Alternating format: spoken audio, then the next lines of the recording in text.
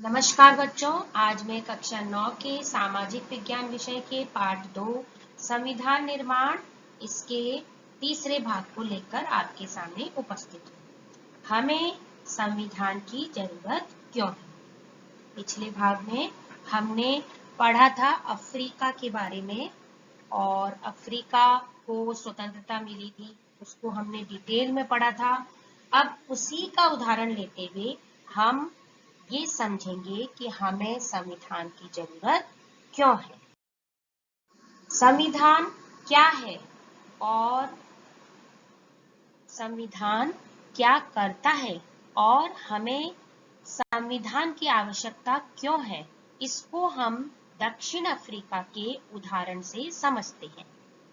दक्षिण अफ्रीका के उदित नए लोकतंत्र में दमन करने वाले और दमन सहने वाले दोनों ही साथ साथ समान हैसियत से रहने की योजना बना रहे थे। जैसा कि आपको मालूम है कि श्वेत और अश्वेत थे, तो दमन करने वाले कौन थे? श्वेत लोग। और दमन सहने वाले कौन थे? अश्वेत। दोनों के लिए एक दूसरे पर भरोसा पाना सहज नहीं था। वे अपने हितों की सुरक्षा और रखवाली भी चाहते थे, परंतु उनके अंदर अपने अपने किस्म के डर व्याप्त थे। बहुसंख्यक अश्वेत लोकतंत्र में बहुमत के शासन वाले मूल सिद्धांत से कोई समझौता न हो, इस बात पर चौकस थे। उन्हें बहुत से सामाजिक और आर्थिक अधिकार चाहिए थे, जबकि अल्पसंख्यक लोगों को अपने विशेषाधिकारों और अपनी संपत्ति की चिंता थी। मतलब दोनों ही चिंतित थे और चौकस थे जब वे संविधान बना रहे थे कि कहीं उन्हें जो अधिकार मिले उसमें कमी न हो जाए, तो इसीलिए समानता हो। तो बहुत लंबी बहस हुई और उसके बाद निर्णय लिया गया। काफी लंबी बातचीत के बाद दोनों पक्ष समझौते का रास्ता अपनाने को तैयार हुए। गोरे लोग बहुमत के शासन का सिद्धांत और एक व्यक्ति एक वोट को मान गए। जैसा कि आपको पता है हमारे देश में भी है एक व्यक्ति का एक वोट, तो ऐसे मत से दोनों सहमत हो गए, श्वेत भी और अश्वेत भी। वे गरीब लोगों और मजदूरों को कुछ बुनियादी अधिकारों के लिए भी राजी हो गए। अश्वेत लोग भी इस बात को सहमत हो गए कि केवल बहुमत के आधार पर सारे फैसले नहीं होंगे। मतलब इसमें कि जो अश्वेत लोग थे वो उनका बहुमत था, वे बहुसंख्यक थे, तो ऐसा नहीं हो कि वे बहुसंख्यक ही फैसला लें और अल्पसंख्यक गोरों की न सुने। तो वे इस बात पर सहमत हुए कि बहुमत के जरिए अश्वेत लोग अल्पसंख्यक गोरों की जमीन जायदाद पर कब्जा नहीं करें। तो इस प्रकार ये बहुत अच्छा निर्णय।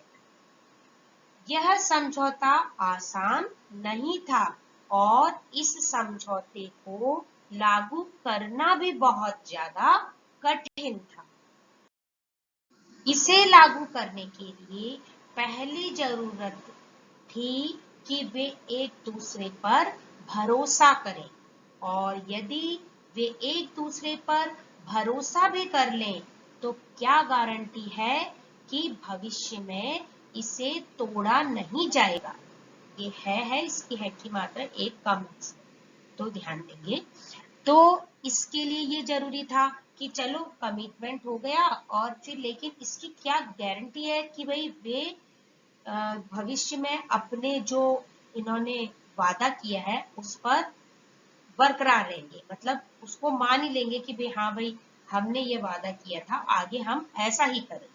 तो ऐसी परिस्थिति में भरोसा बनाने और बरकरार रखने का एक ही उपाय है कि तय बातों को लिखत पढ़त में ले लिया जाए, जिससे सारे लोग उन्हें मानने को मजबूर रहे। मतलब जो कि उन लोगों के बीच समझौता हुआ उसको उन्होंने लिख लिया, नोट डाउन कर लिया, और उसके बाद जो है वो जो उन्होंने लिखी है बातें उसको फिर उन्हें हमेशा के लिए माननी है। भविष्य में शासकों का चुनाव कैसे होगा, इसके बारे में नियम तय होकर लिखित रूप में आ जाते हैं। चुनी हुई सरकार क्या क्या कर सकती है और क्या क्या नहीं कर सकती, यह भी लिखित रूप में मौजूद होता है। इन्हीं लिखित नियमों में नागरिक अधिकार भी होते हैं। ये नियम तभी काम करेंगे जब जीत कर आने वाले लोग इन्हें आसानी से अपनी मर्जी के तरीके से न बदले। तो ये ध्यान रखना है, यहाँ पर काम लिखा है, ये कम लिखा है, इसमें आ की मात्रा है। तो इसीलिए ऐसा है कि जो चुनाव होते हैं, जैसा कि आपको पता है लोकतंत्र में, तो जीत कर आने वाले जो लोग हैं अपनी मर्जी से काम ना करें। इसीलिए अगर वो नियम लिखे होंगे तो वो जीत कर आने वाले लोग उन्हीं नियमों के आधार पर शासन करेंगे। दक्षिण अफ्रीकी लोगों ने इन्हीं नियमों, इन्हीं चीजों का इन नियमों के जरिए इंतजाम किया। वे कुछ बुनियादी नियमों पर सहमत हुए। उन्हें इस बात पर उन सब ने, मतलब श्वेत लोगों ने भी और अश्वेत लोगों ने भी इस बात पर सहमति जताई कि ये नियम सबसे ऊपर होंगे और कोई भी सरकार इनकी उपेक्षा नहीं कर सकती। इन्हीं बुनियादी नियमों के लिखित रूप को संविधान कहते हैं। आगे चलते हैं। संविधान की रचना केवल दक्षिण अफ्रीका की ही विशेष खासियत नहीं है। प्रत्येक देश में भिन्न भिन्न समूह के लोग बसते हैं। ये संभव है कि इनके रिश्ते दक्षिण अफ्रीका के गोरे और कालों जितने कटुतापूर्ण नहीं हो, परंतु दुनिया भर के लोगों के बीच विचारों और हितों में अंतर है। ये ध्यान रखेंगे, है की मात्रा ये पहले और दूसरे पॉइंट में एक कम है। तो ध्यान रखेंगे पूरे विश्व में विभिन्न विचारों, विभिन्न रीति रिवाजों, हितों को मानने वाले लोग हैं और उनके इन सभी बातों में अंतर भी है। और लेकिन हो सकता है कि दक्षिण अफ्रीका के श्वेत और अश्वेत जितनी कटुता, अश्वेत जितनी मतलब मन मुटाव, इतना वैमनस्य अन्य में न हो, लेकिन प्रत्येक देश में भिन्नता होती। लोकतांत्रिक शासन प्रणाली हो या ना हो, पर दुनिया के सभी देशों को ऐसे ही बुनियादी नियमों की आवश्यकता होती है। यह बात केवल सरकारों पर ही लागू नहीं होती, बल्कि प्रत्येक संगठन के कायदे कानून होते हैं और संविधान होते हैं। इस प्रकार आपके क्षेत्र में कोई क्लब होगा, कोई सरकारी संगठन होगा, या फिर कोई राजनीतिक दल होगा, या कोई ऑर्गेनाइजेशन जिसको आप जानते होंगे, उन सभी का एक लिखित संविधान होता है और इसकी उन्हें आवश्यकता होती है। आगे चलते हैं। संविधान लिखित नियमों की ऐसी पुस्तक है जिसे किसी भी देश में रहने वाले सभी लोग सामूहिक रूप से मानते हैं। संविधान सर्वोच्च कानून है जिससे किसी क्षेत्र में रहने वाले लोगों, जिन्हें नागरिक कहा जाता है, के बीच आपसी संबंध निर्धारित होने के अतिरिक्त लोगों तथा सरकार के बीच के संबंध भी निर्धारित होते हैं। संविधान अनेक काम करता है, जिसमें प्रमुख काम ये। पहला काम, एक साथ रहे विभिन्न प्रकार के लोगों के बीच आवश्यक भरोसा और विश्वास विकसित करता है। सबसे पहली बात, आवश्यक जो भरोसा और सहयोग विकसित करता है। दूसरा, यह सरकार के गठन और फैसले लेने का अधिकार किसे होगा स्पष्ट करता है।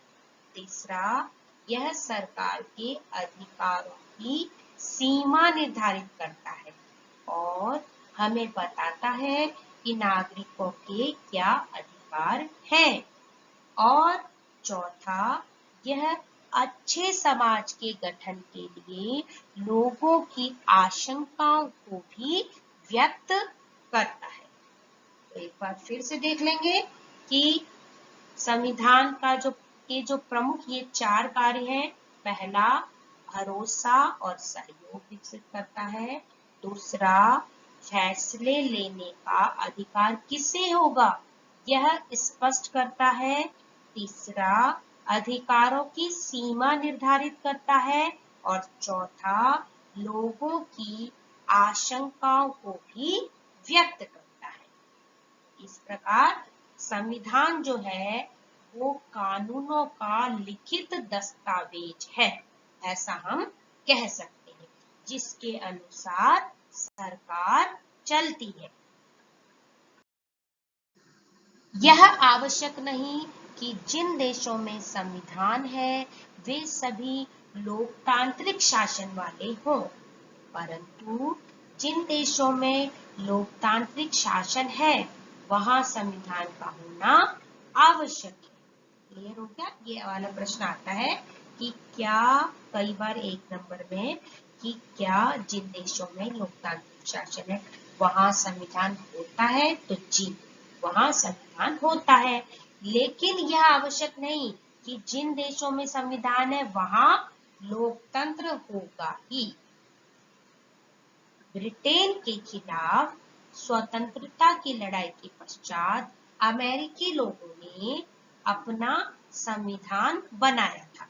इसी प्रकार फ्रांस की क्रांति पढ़ी थी आपने, तो वैसे ही फ्रांसीसी लोगों ने फ्रांसीसी क्रांति के बाद एक लोकतांत्रिक संविधान को मान्यता दी, एक लोकतांत्रिक संविधान बनाया और उसके बाद पूरे विश्व में यह प्रचलन हो गया कि प्रत्येक लोकतांत्रिक शासन प्रणाली में एक लिखित संविधान हो। तो इस प्रकार यह प्रचलन में आ गया। तो संविधान क्या है? संविधान कानूनों का लिखित दस्तावेज है, जिसके कानूनों नियमों के अनुसार सरकार कार्य करती है। गृह कार्य संविधान के प्रमुख कार्यों को लिखिए। अगला दूसरा प्रश्न, आज पढ़ाए गए पाठ में से 5 अतिरिक्त प्रश्न बनाइए और उनके उत्तर भी लिखिए। अब इनकी चॉइस आती है रिक्त स्थान, सही गलत, मिलान और या फिर एक उत्तरी प्रश्न में से कोई भी आप बना सकते हैं। तो ये भाग समाप्त हुआ। अगले भाग में फिर मिलेंगे। धन्यवाद।